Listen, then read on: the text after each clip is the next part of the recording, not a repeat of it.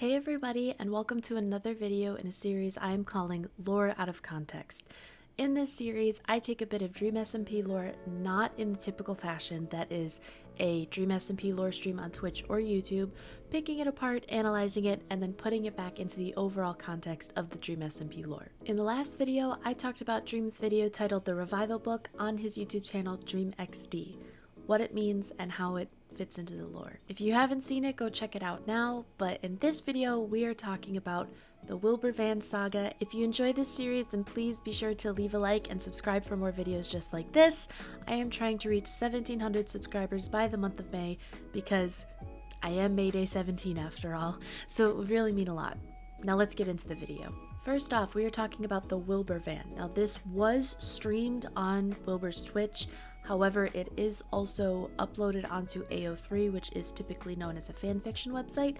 It is essentially the script for what would be the rest of this arc for Wilbur's character on the Dream SMP. And he goes through it, he reads the script, and that is what we were talking about. First things first, this is said to be a script of 4 streams, yet when you go through the story, which is also called Hitting on 16, by the way, when you go through it, it said it was encompassing 4 streams, but it only gave 3 streams, which I thought was weird because Wilbur's kind of a grammar purist. By that I mean he is very meticulous in his words and what he says, so it's very interesting to me that he would say that this encompasses 4 streams and then only provide 3 of them.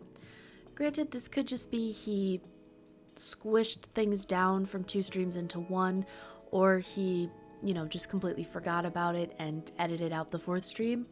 Or it could be his next stream, potentially leading into what he has said is his final arc for the character on the SMP. Granted, this could just be me overanalyzing things because I paid way too much attention to that in the beginning, but Wilbur, where's the 4th stream?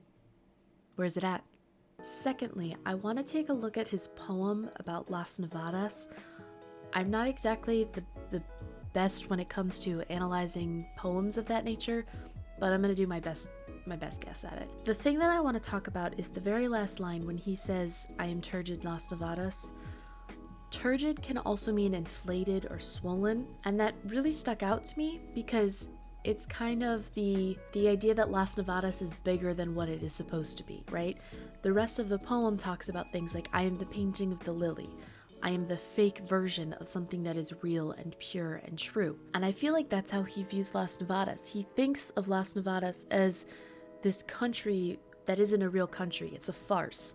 It's to cover up for the loss of what is essentially L'Manberg. And it's just Quackity grasping at something that resembles L'Manberg, but it isn't. It's just a fake country. That is, until Quackity mentions Wilbur being his number 2. And what I mean by that is, in the story, Quackity asks to give him a position in Las Nevadas after previously not allowing him to be a member of the country at all, which started the whole Wilbur Van arc in the first place. So for this, Wilbur's ecstatic because he thinks he's going to be leading a nation again, which is presumably all he wants, but then Quackity mentions that he wants him as his vice president, and Wilbur takes this as a complete blow to his character.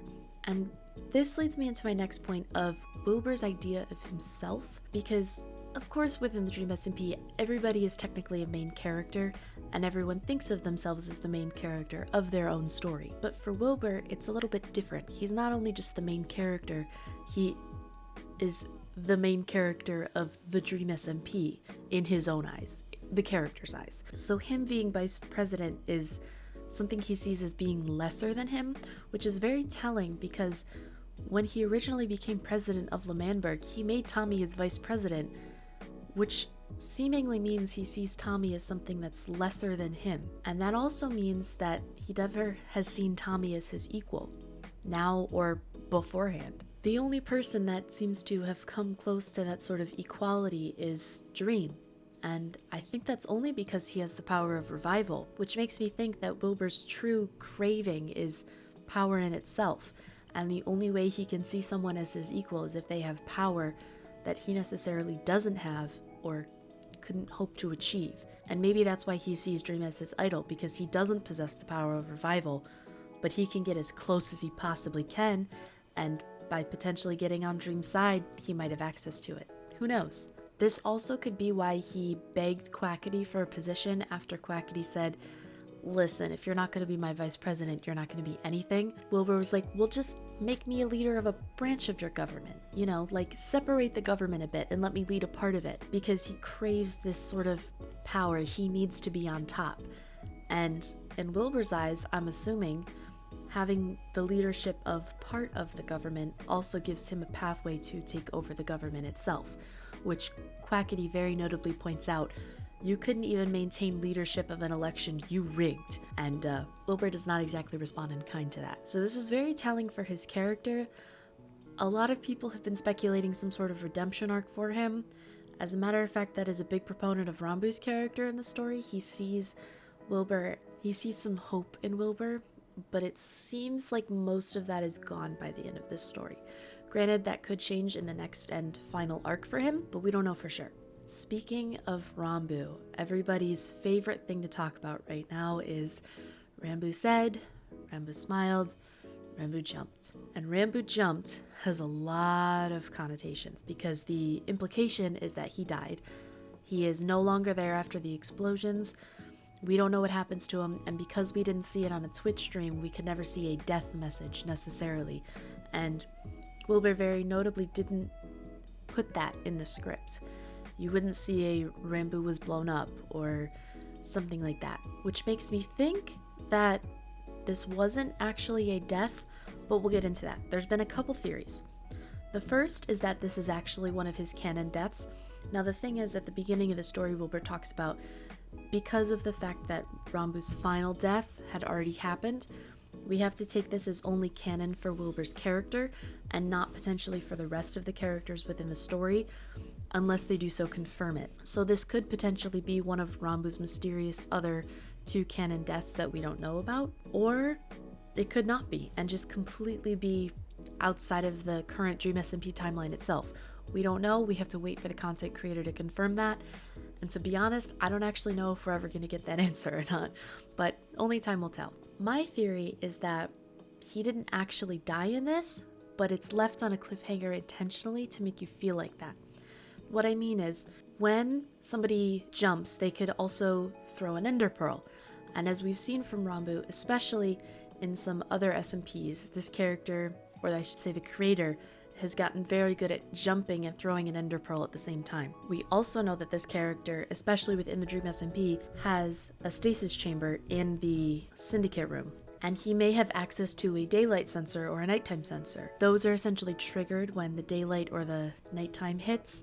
It's a time-based thing, so basically as the timer clicks down, you'll be teleported out, and you have to time it just so to be able to get the, dramatic intended effect, but we don't know. That could be a possibility. This also could have triggered his Ender Walk, so he could have teleported out with an Ender Pearl, or his Ender Walk could have been triggered, and he may have the ability to teleport in the Ender Walk, and we just don't know, because we've never seen the Ender Walk from his point of view before. He could be slowly developing these powers that would completely explain why he didn't have the Silk Touch hands at the beginning, but has somehow had them as time has gone on. It could be a result of the experiments that he had for a while. Again, we don't know. This all has to be confirmed by the creator himself, but I really think that there is more in those 3 lines than we're getting at. We just don't know for sure. And I'm very excited to see if he comments on it at all, what it has for the rest of the story, because it could mean that we have a more powerful Rambu than before. So that is all of my thoughts on the Wilbur van. If you enjoyed this video, make sure to hit that like button and subscribe for more videos just like this. Also be sure to click the notification bell so you are notified the second I upload, which, by the way, is every single Friday. Thank you so much for watching. I really hope you guys enjoyed. I really like this series, so let me know if there's any other stuff outside of Dream SMP lore streams that relate to the lore that you want me to cover. And yeah, I will see you guys next time. Bye!